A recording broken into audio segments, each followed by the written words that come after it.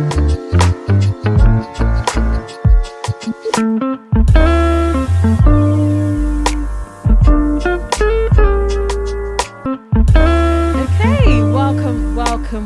to Achievers Avenue podcast show, presented by myself, Christabel. Welcome to our show. It's a pleasure to have you here. Stay tuned, stay locked. We have a very, very, very interesting story today from our special guest, who I will introduce shortly. But before I even proceed, I just want to let you know and remind you again that Achievers Avenue is all about people's achievements in their lives. You know, what's the story that they've what they've gone through in their lives till now and what they've achieved and how they've gone about achieving it. And the whole purpose of that is to inspire and motivate people that anything is possible. The sky is literally the limit. So we hope you enjoy, sit back and relax, chill. And I won't waste any more time. But just before I do, please make sure that you follow us on Instagram at achievers_avenue_podcast. And we're also on YouTube, Achievers Avenue Podcast. So please subscribe. Make sure you do and like this video once it's uploaded. And I'm not going to waste any more time. We're going to go straight into it. Today we have our special guest. Hi. Hello. Hi, Dr. Chris. How are you? I'm good, thank you. How are you? I'm good. I'm very well. Wow. Okay. So you have an incredible story. And the thing is, I do know Dr. Chris personally, but I don't know his story in detail. So bear in mind, every reaction I'm going to have is very authentic. It's not put on today. We're basically going to talk about his career effectively, right? Yeah. And where you started off from science to finance to medicine, from like literally insurance to doctor, right? Yeah. I don't know how he got there. So today we're going to be able to talk to him and understand more about his journey and what else he does as well outside of medicine. Yes. So welcome to the show. Thank you very much. Thank you for having me as well. It's a pleasure to have you, honestly. I think the first thing we'll start off with is, and I think this is the best way for people to get to know you, is maybe like 2 or 3 things that you use to describe yourself. 2 things I'll describe myself. Yeah. I would say, and I can verify if it's true as well. I'll say ambitious and fun. just those 2. Just those 2. Just you said those 2. 2. Yeah, well, yeah. We can add a 3, bonus one, A third for the would probably for be the people.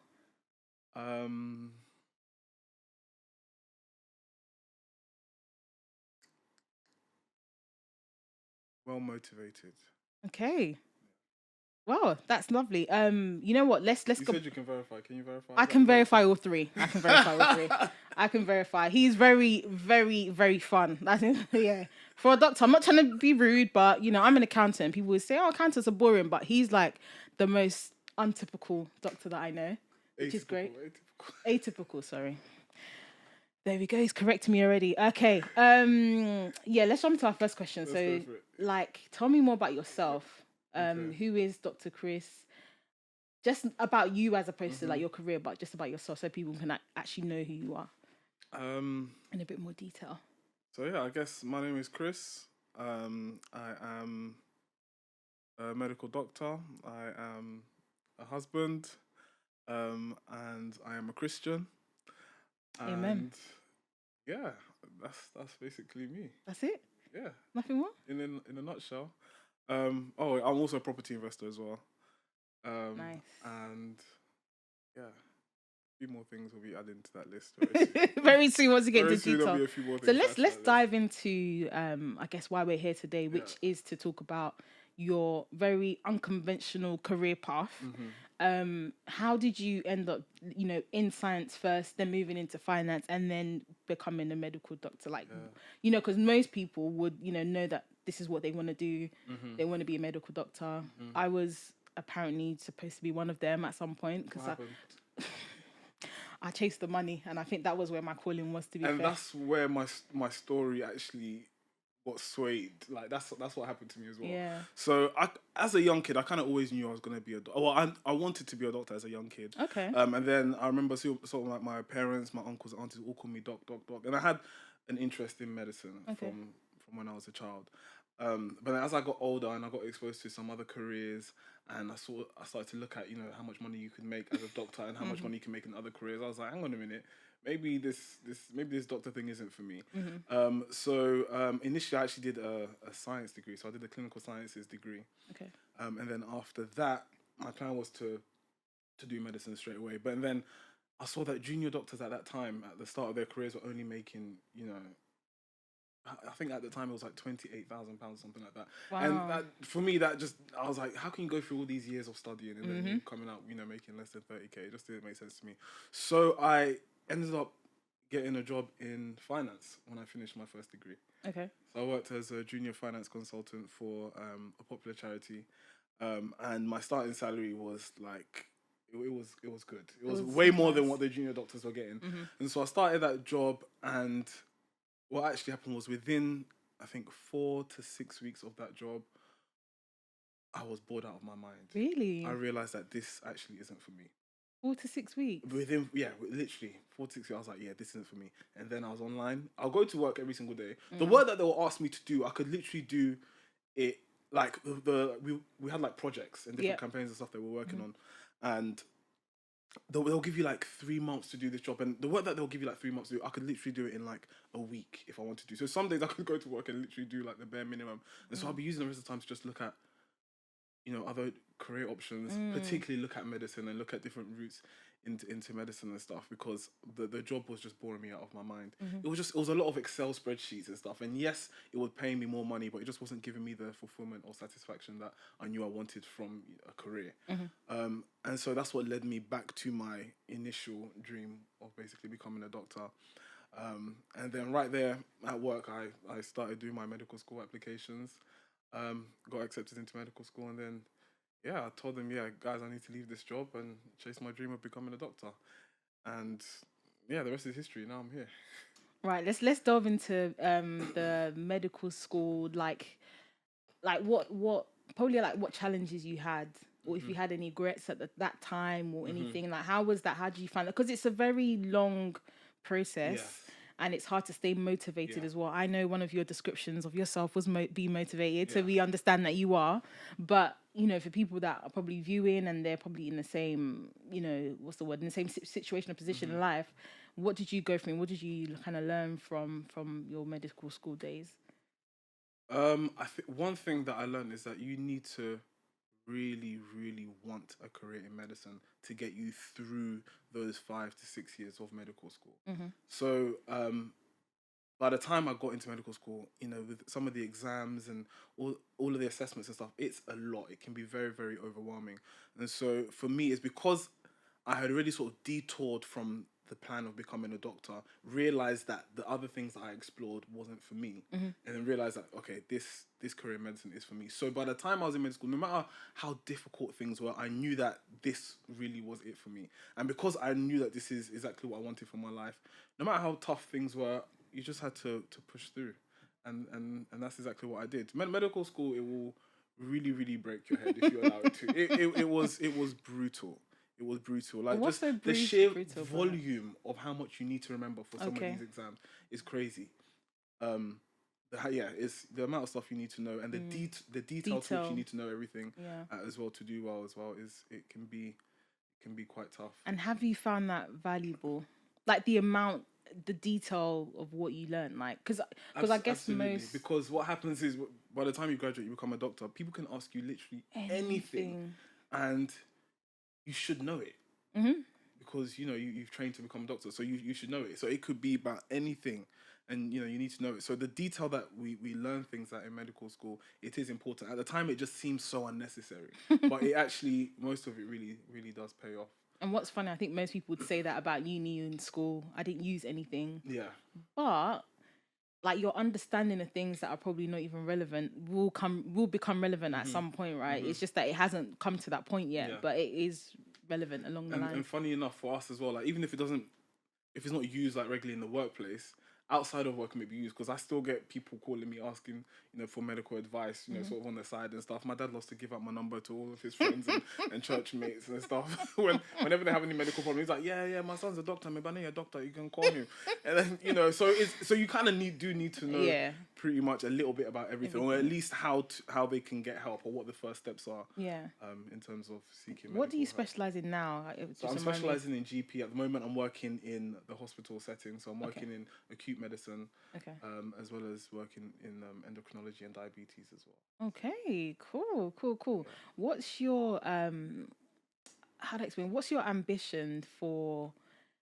Okay, what was your ambition back then, like when you were in med school, and what's your ambition now? Like, does it still align? Like, do you still, like, I don't know, do you want to serve, your community, your background and where you're from, or is it more so just making a difference to anyone? Like, what's I think it's making a difference to any patient that I see. But one thing that I've always sort of hoped to do is go back home to Ghana and maybe start my own clinic or hospital, or work with some clinics and hospitals there to sort of reach people that don't have that access to healthcare, because of barriers such of cost and stuff like that. So yeah, that's one of the things that I really okay. Future. Have you started that already? Like, have you started the fundraising? I've started the connections, so the network is there. Okay. So I know where to start from, but yeah, we'll get there slowly but surely. Oh yeah, by God's grace. What I was just gonna say, if you end up having nothing like a GoFundMe or anything, just let us know, and then we'll add the link into this video as well, because we want people to. I'm sure you'll give me a nice lump sum as well. Yeah. Yep. Yeah, no, that'll be cool. Yeah, Definitely. we will give you. Don't worry. Yeah. That's cool. All right. Yeah. No. So you said that your ambition is to help everyone. So, like, outside of even your work and your career, like, what do you do to help everyone? What do you think that you like? I don't know. Like, yeah. What else do you do outside of my job? I do things like health talks and stuff. So I've been called on many different platforms to give like presentations and medical information on different diseases and conditions. And so yeah, that's one of the things I do. I do a lot of that stuff in church as well. Sometimes we have programs where they invite me to speak and talk about a particular condition or something. But apart from work, yeah, I'm just enjoying my life. I like to travel. I like to. He sure does. Spend time with my family and my friends. And yeah, we have a good time, don't we? Can I ask a question with that? This is a personal question more than anything. It. Do you enjoy this guy really enjoys his life. I don't know anybody who enjoys life more than you do. And that's a compliment. Okay. But is it shaped by what you've seen during your time as a doctor? Meaning that, for example, you might see people who, are like terminally ill. I'm sure you've seen people that have probably passed away and things like that. Is that what kind of motivates that, you in real life? Does that kind of like pour into? I think it's definitely part of it, but I think it's just living that sort of work hard, play hard kind of ideology. Mantra, so it's kind of like we work hard. So when you're not in the workplace and you're not under that, constant pressure and stress of the workplace, I just like to just enjoy my life and just good time, because life is short. You have to enjoy. It is. So, well, tell us more about your other things that you do outside. So you mentioned like your property investor as well. Yes. So how did you get into that? Like what?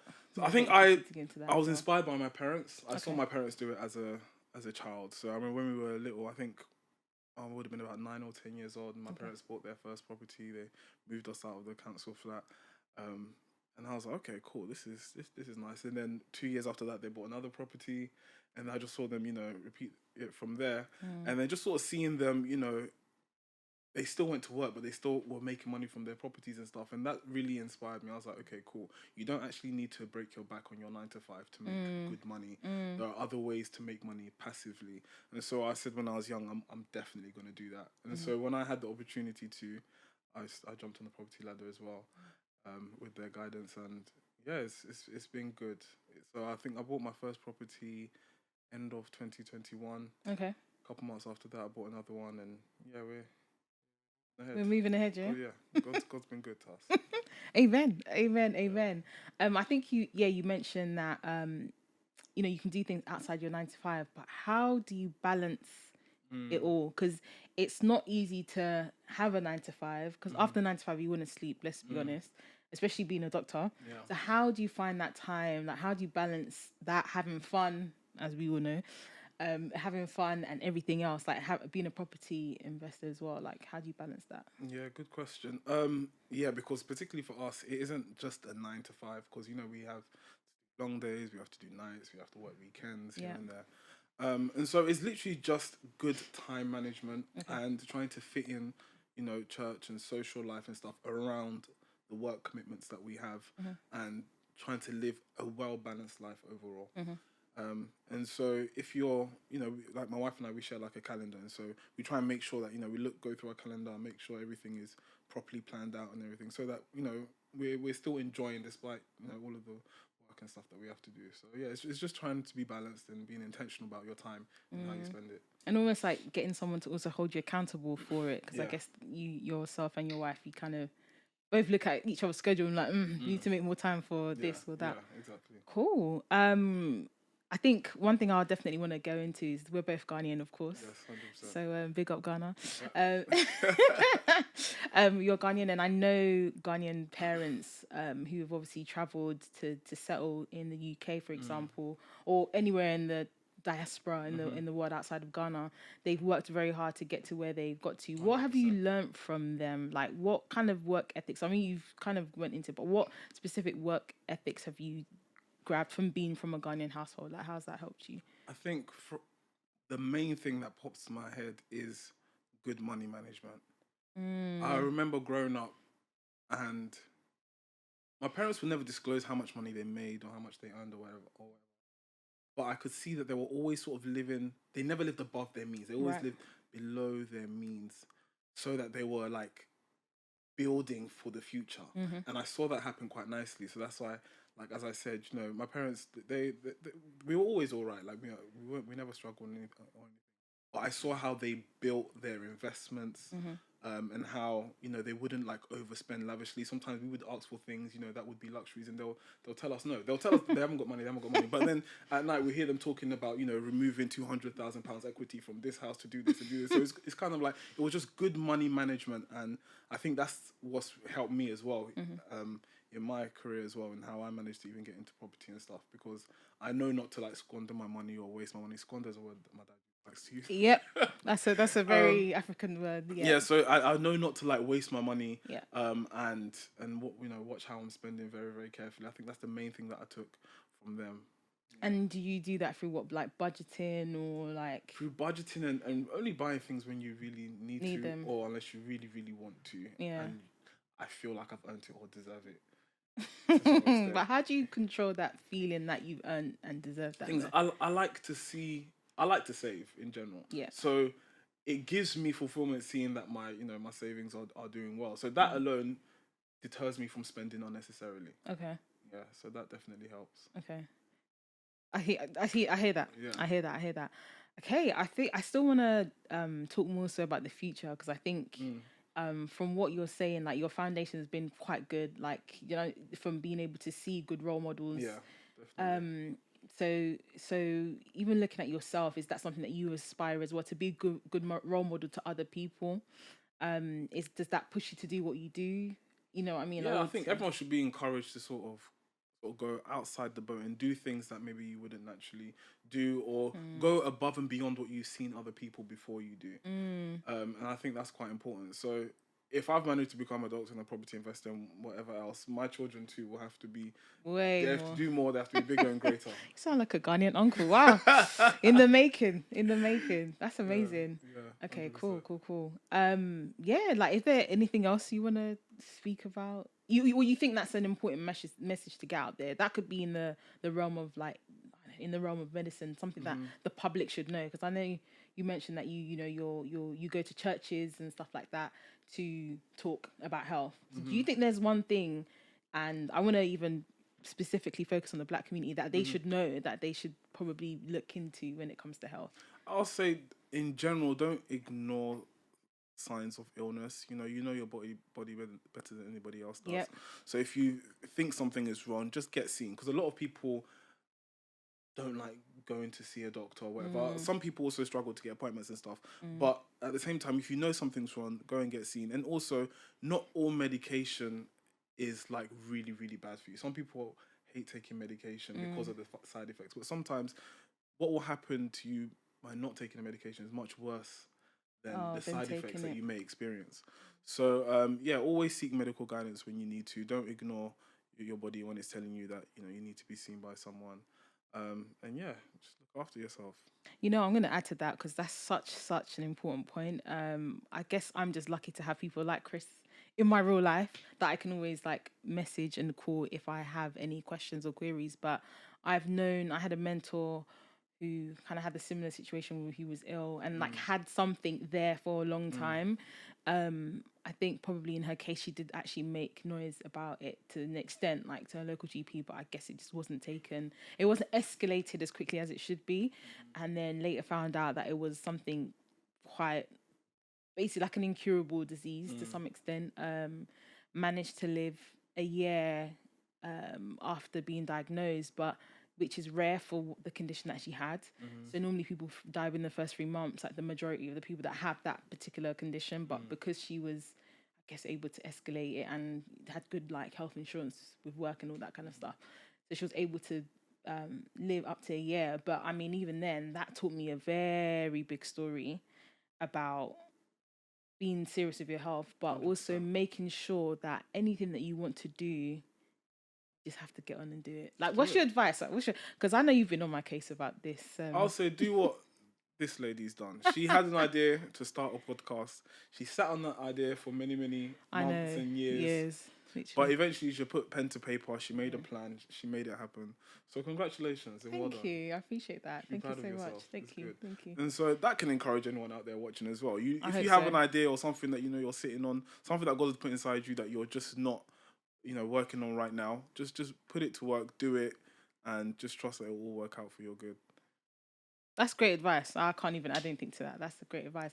And even speaking on that topic, yeah, do you think there's anything else that, any other talents you think that you have that you want to delve into or you're interested in or what have you? Now you're asking.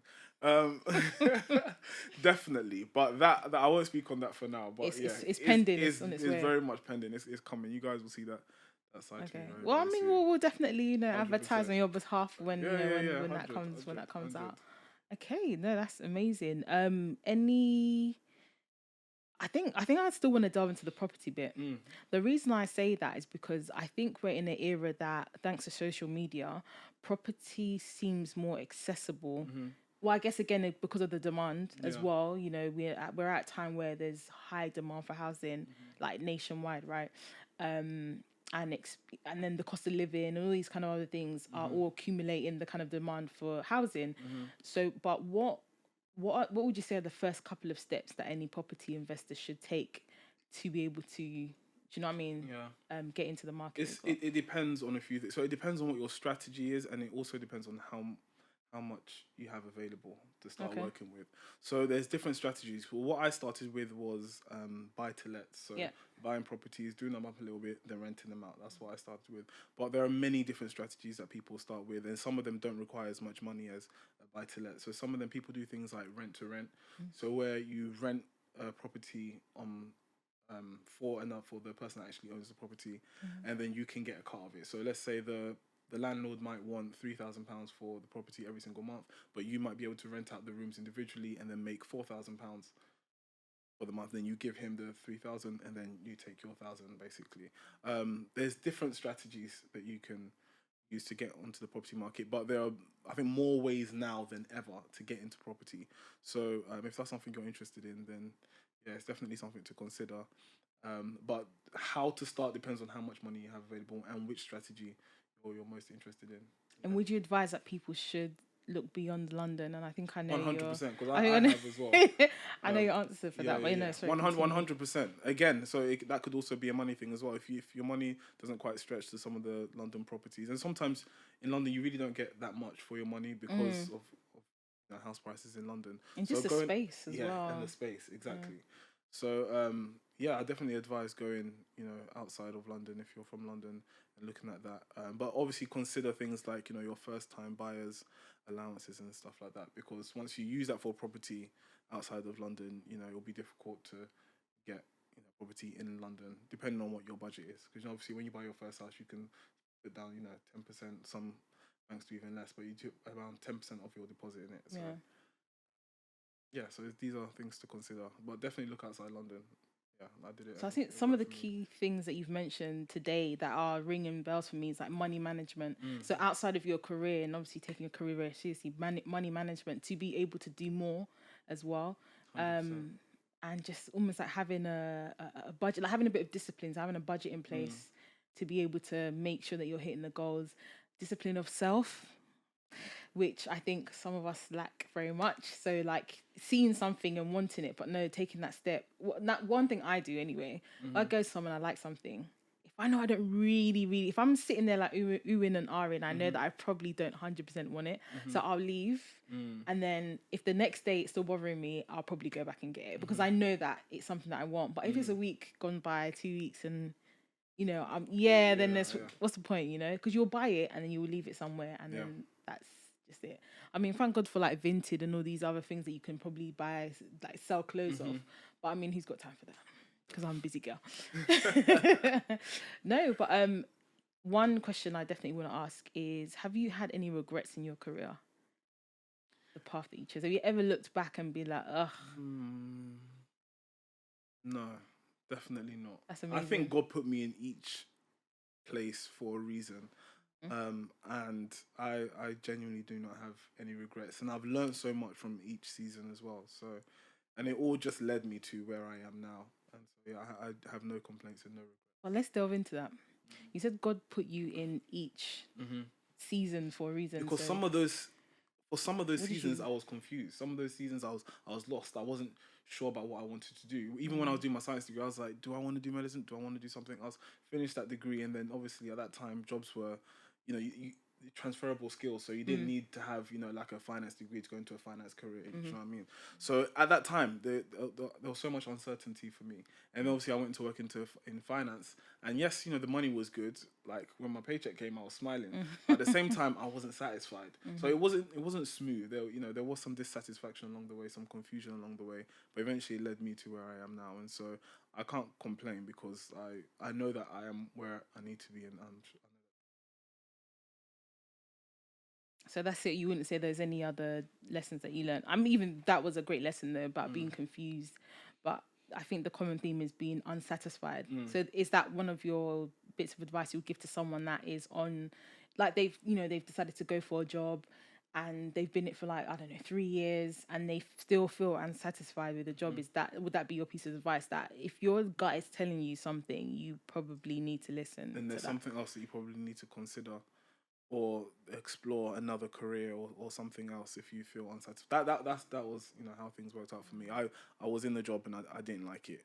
The money was great and I could have stayed for the money, but the money at that time just wasn't enough. I needed to be satisfied with what I was doing. I needed to have some excitement to go into work every single day and feel like I was making a change and making some sort of impact. But I didn't get that fulfillment from work. So if that's you and you feel like you're stuck in a place where you're dissatisfied with your job or your job isn't giving you that fulfillment, then maybe it's a good time to look at something else to do.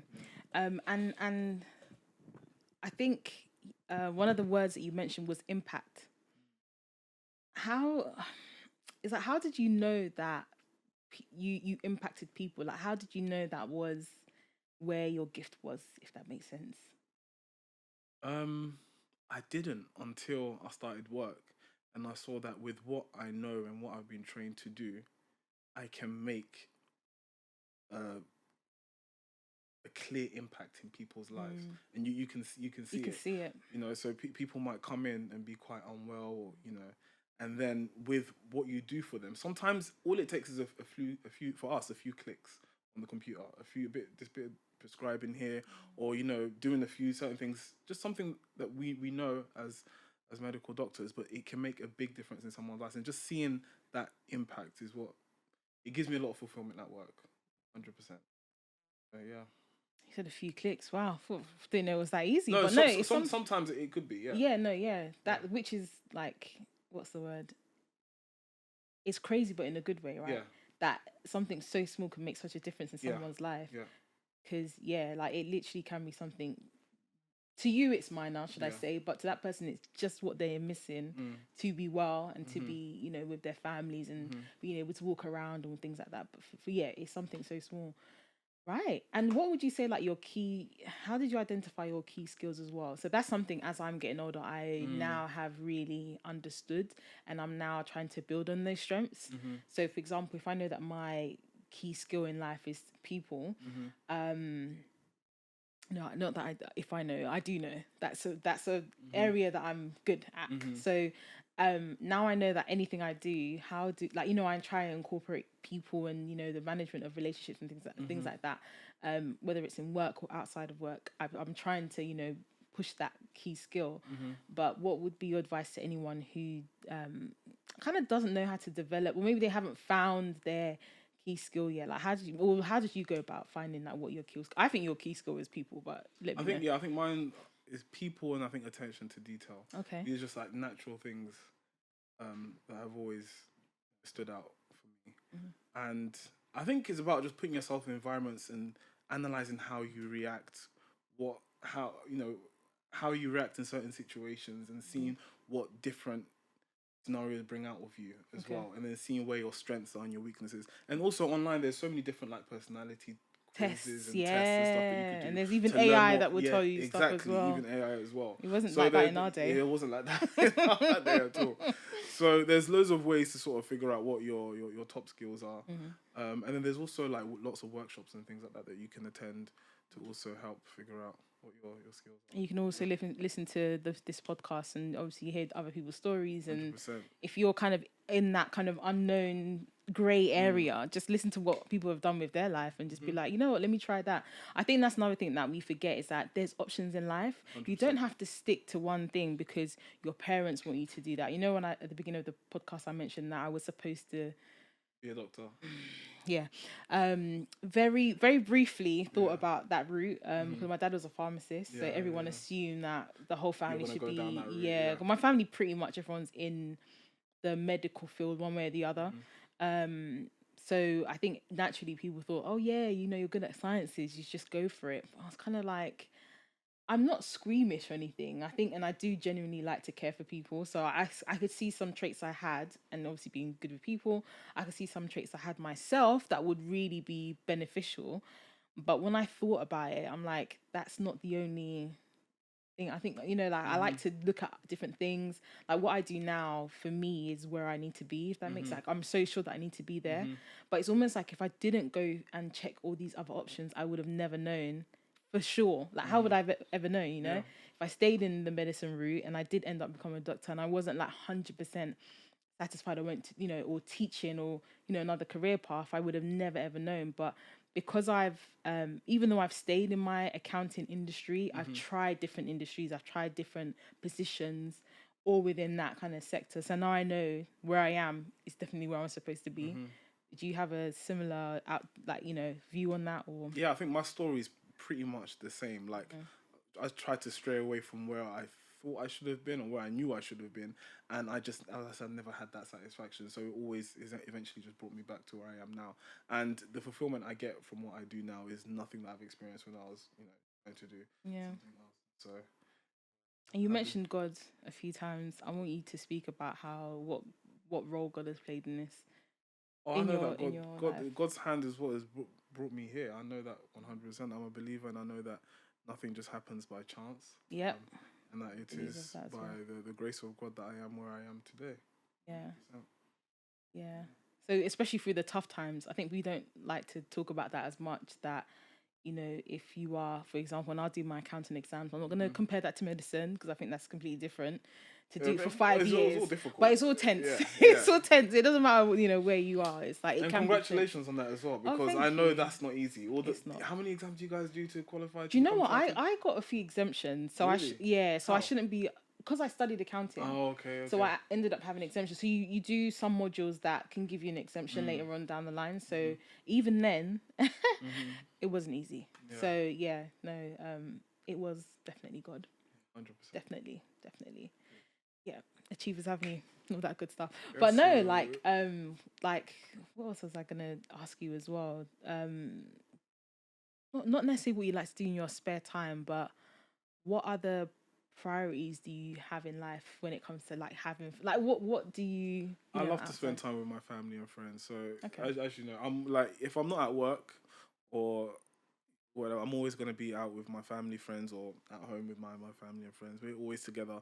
Like anyone that knows me knows my siblings as well. Like because we're like always we always move together. Like we're a very close family. So yeah, I'm always with my siblings or my family or my mates. Just like to have a good time. I'm a bit of a foodie. I like to A eat. bit. I like to cook as well. A lot of Oh, people don't know I can cook. I can really cook. I you still haven't invited me, Yeah, but it's fine. come round, come round. I'm waiting for the day and the invite. Don't That's worry, I can it's come loading. round It's loading. anytime. It's loading. I can It's come round loading. It's today, loading. even if Yeah, I like to cook. that's That's actually lovely. probably one of my biggest hobbies. Really, Yeah. Oh, I cook. I throw it down, man. really, Proper. is it? I do. What's your favorite? Like, what's your star dish? Like your Michelin star dish? I think it's probably a good jollof rice, Really? some nice chicken, or Wow. like some. I can make some nice salmon. I can make. I can cook whatever. So where did you even get that? Where did that start from? Like in medical school or when you were I probably younger? should Or... have shared this as well. So, what happened was I learned to cook when I was, I think, 13, 14 years old. So, Okay. when my brother was going to uni, so I've got an older brother who is 5 years older than me. Okay. And when he was going to uni, my mum was like, okay, I'm teaching all of you guys how to cook now. Come to the kitchen, all you guys are going to learn. And the first thing my mum taught us how to cook was jollof rice. She said, I'm not starting you guys easy, I'm starting you guys on something difficult. And you know, jollof rice, it can be very technical. You need to get all the ratios right. You need to use the right amount of tomatoes and onions. You need to use the amount even of the heat. rice. The heat needs to The heat needs to be right. correct. You need to use the right amount of rice to stew ratio. You need to get that right. Otherwise, it's going to be mushy. Otherwise, it's going to be too hard. So she started us on something like that. Yeah. And then since then, I found learning to cook anything quite a breeze. So later down the line, when I was in medical school, I actually started my very first business, which was a takeaway company. Yes. How did I not mention this earlier? Wow. Yes. And it was run by me and there was a team of 5 of us, so me and 4 other friends. And, we had, some of us did like the deliveries and stuff. Some of us helped in the kitchen. And obviously chef, I'm sure you were. I know your position. Yeah, I was the head cook in it, and yeah, we had the Instagram team, and and it was most of the orders were based on Instagram, and we started a takeaway company, and we were making money. It was really, really successful. Wow, really, really. So what happened? I mean, that still could be. So eventually, at the time that it was reaching its peak, and we were getting like 20 to 25 orders a day. Yeah. I also had exams. Ooh. So I needed to find the balance and stuff. And so eventually, I remember came to like Easter of like my final year, and I was like, okay, I need to close this page down and focus on my exams because this is why I'm really here. But yeah, that's something I might explore in the future. But it was good. It was good. People were loving it. And why not? Yeah, exactly. Do you know why? Because I know you've already identified some, your key skills in life, right? And that's what you're doing today, which is to obviously make an impact in people's lives, and you do that through medicine, right? But that as well is something that you're very good at. Yeah. You didn't even know that. No. Yeah. I didn't. I told you today. I'm here to find all the tea. I honestly, really. Yeah, it was a good time, man. Wow. Were they, the people you worked with, were they all medical students? All medical students, but all my close friends as well. Yeah. And my wife. My wife was one of them as well. My now wife. Obviously, we weren't married then. But yeah. That is so cool. Wow. What did you learn from that experience as well? Oh, lots of good and bad. Yeah, tell us everything. So I learned. Let's start with the good. The good was that I can be a bit of a perfectionist.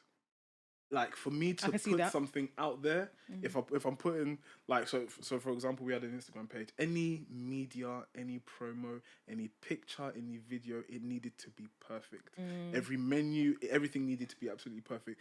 Any food item that we put out and gave to the customers, it needed to be perfect. It needed to be presented right, packaged right. So I learned that I'm a perfectionist, and that I think in business is good, because you give the best, and then that's what people expect when they're paying money for a particular service. So that's one of the things I learned about myself. But then I also learned I can be in certain environments. I can be a little bit of a control freak, and I definitely yeah, we had a few arguments and stuff along the way, but it was all good, man. So you're trying to say the argument's instigated by you, basically? Well, you know, Child. there was a certain standard that everything needed to be done to. Do you know what I Chris. mean? And so, yeah, but it was all good, man. It was all good. Do you know one thing that I think that what it's teaching me about you is like, what's the word? Like even learning just how to be around people, especially even in times of conflict management, Yeah, basically, yeah. right? Knowing how to just make a situation as smooth sailing as possible. Because the reality is, we all have our shortcomings. 100. They're not perfect. Let no one tell you that they're perfect because it's not true. Yeah, Not true. we all have our shortcomings. But I think what's commendable of anybody when they're self-aware. Yeah. So the fact that you even said, you didn't just say, oh, the good things, you said the bad things as well. 100%. And how that, how that impacted other people. So I'm sure like in your future endeavors or whatever else that you do now, you're going to make sure that, you can work on those skills as well and just become the best person that you can be. And I think that's what it's all about, right? Yeah, 100%. That's amazing. Any other businesses? Because I didn't know about that. That's the main one. That's the main one. How long did that go on for? That went on for, I think, 9 months or so. That's still a long time. Yeah. But in that 9 months, we really worked, and it was very rewarding. Wow. It was very, very rewarding. Because I'm guessing as medical students, you probably didn't have that much money flowing in. Like, how student life we is. didn't. And so the money that we made from that was very significant. Really? Like, yeah, 100%. I won't talk figures. I was but going to say, it was good. give us a little... We'll talk about that off air. But yeah. But it was good money. It was very, very good money. The only reason I stopped is because we needed to focus on exams. Yeah. And I think I was getting a bit distracted as well, because it was very busy, and something that we'd be open for like 5 hours during the day, but because the preparation and everything, it ends up taking like 10 hours of your day. And I'm a student at the same time, so it was a lot. Are you skipping lectures for it? For the truth? My dad might see this, so I can't answer that. Oh my goodness! Your dad already knows by now. Like, it's true. But yeah, once or twice we had to. Oh no, guys, don't do that. Don't try this at home. Yeah, that's don't do that. Don't do that. Don't copy me. Cool. So, I mean, that really sums up in it. Is there anything I would say, like last words or bits of advice that you would give to anybody who is watching, anyone who's like really unsure, but or people that are actually on their way to achieving their best, that kind of need that motivation? Yeah, I'll say, don't give up on your dreams. If you have a passion for something, really go and chase it, and don't hold yourself back. So yeah, whatever you want to do, whatever God's put in your heart, whatever your desires are that you want to do, go out there, chase it, pray about it, achieve it. Yeah. Can I delve into that just very quickly? Because I love the fact that you said don't hold yourself back. That can sometimes be the one thing in the way stopping you from achieving that. Like how do you think somebody should go about like not, like what should you identify? Stepping out of your comfort zone. I think sometimes we get too comfortable. We get too used to the life that we have. We're used to going from A to B to C and then come back home, and this is just how it is.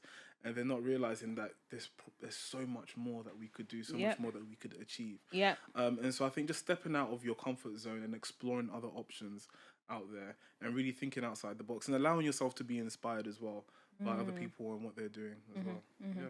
I just want to add to that because I completely agree that we let self-doubt, procrastination, I'm saying that with my head down because I know... Excuse me. No, it's true. We've all been there.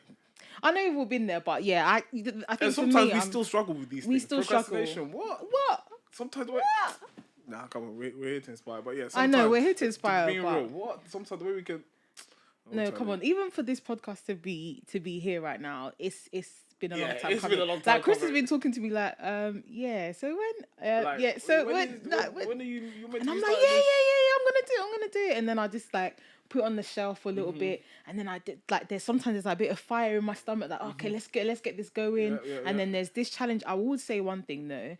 Don't let challenges stop you as well, because every great thing is going to have challenges. That's what I've come to realize. Nothing is easy. Nothing good is easy. Yeah, nothing good is easy. Nothing worth having comes easy. No. There's always going to be challenges. There's always going to be obstacles. So that you shouldn't let that put you off at all. Absolutely not. And it's like if you don't take that first step, you're never going to move. Just remember that. You know what I mean? If you're driving a car, if you don't turn it on, you're not moving. You're stationary for life, Exactly. right? So it's so important to make sure that you can move forward and yeah, you just don't know where it's gonna go. Like you really don't know until you to make that first move. But sorry, going back to the I guess I call it self-awareness, but self-doubt, letting that creep in, comparison to people, dangerous. Yeah.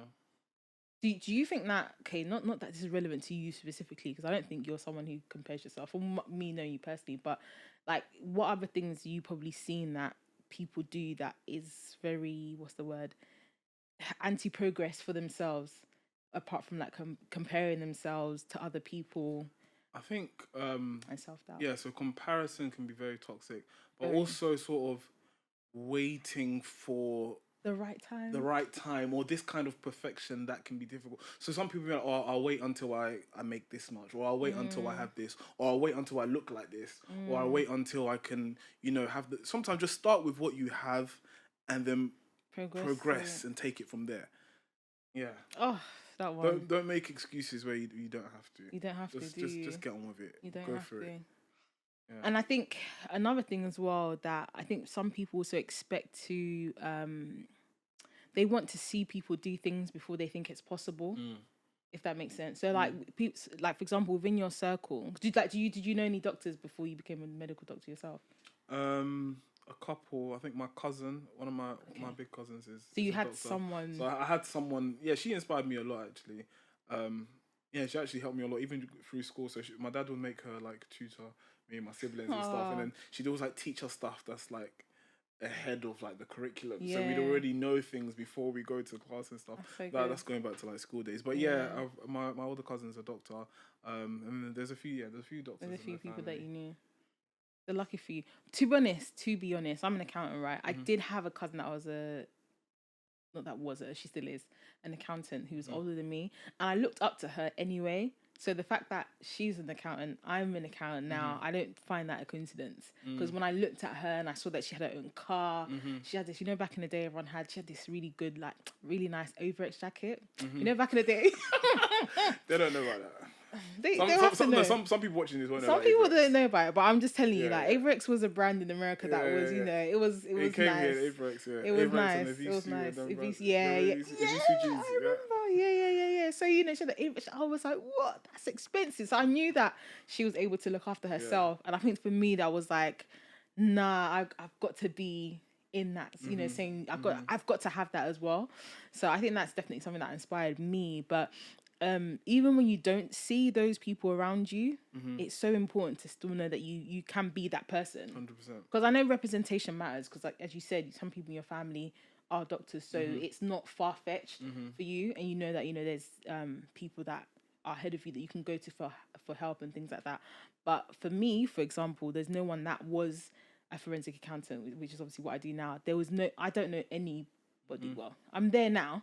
But I didn't know anyone for a long time who wasn't in that space. But why not be the first, Because maybe that's just your calling. You're supposed to be the first one there. But if you don't answer the call, you're letting the whole nation down. And there's a lot of people that can be inspired just from you being that first person to achieve something. Absolutely. I think there's more people watching us than we know. Yeah, 100%. Like, we don't mean to, you know what I mean? Like, we don't mean to even be role models, but you'll be surprised.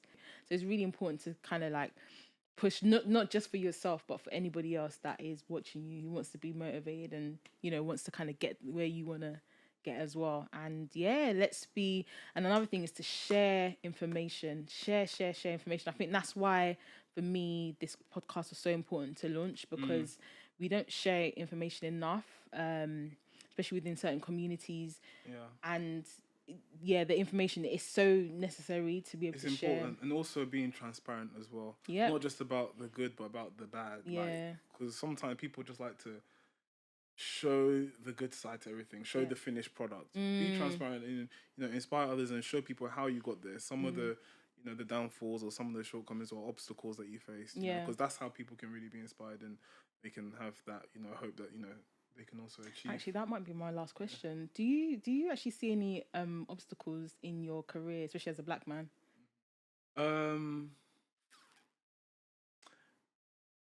Yeah, sometimes people don't they will see you, in your scrubs with your stethoscope, and they would want to assume maybe you're not a doctor because you're young and black with a beard.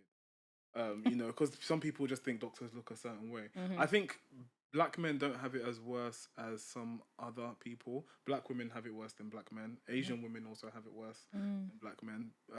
But I think that's the main thing. People almost assume you're not, who you are. You're not a doctor. You're not qualified to do the job. So some people might ask, for verification, or they might ask someone else, is he the doctor? Is he really the doctor? I get that sometimes. And also even within our community, when people find out you're a doctor, they're kind of like, nah, he's not a doctor. How? I remember bumping into someone That's at work crazy. one time, and I know this person from church, and they know that I'm a doctor. When they saw me at work, the first thing they did was grab my badge to see if I'm really a doctor. Wow. How does that make you feel?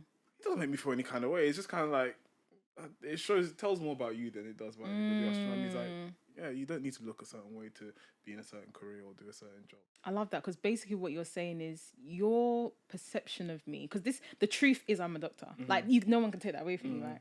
The truth is you're a doctor. So someone's perception of you it shows a deficiency in their thinking, really, because the truth is you're a doctor. So that is a reflection of someone else and not you. Yeah. And that's something that we need to be very we need to be able to identify that, like not letting people's thoughts and feelings about you get to you too much, because it doesn't necessarily define who you are. Not at all. It just shows how their mind is limited. Yeah. I love that. So we're going to wrap up now, because I think we've probably come to the end of our session. But I first and foremost want to thank you. Before we even cut, is there any last thing you want to say? There might be something you want to say in the last couple of minutes. I'm good. Just go out there, achieve your dreams, and keep watching this podcast. You heard what he said. I won't say any more. But thank you so much for tuning in today. Really appreciate you sticking to the end. Don't forget to please subscribe, like, share, all those good stuff. I'm gonna obviously put in the description our Instagram page, and just make sure you stay tuned. I have another session very soon. We have a few more sessions coming up. So yeah, there'll be more interviews with super cool people, interesting people like Chris, who will basically be telling you their story and what they've learned. So stay tuned and keep it locked. Until next time, take care of yourself. Bye. Bye.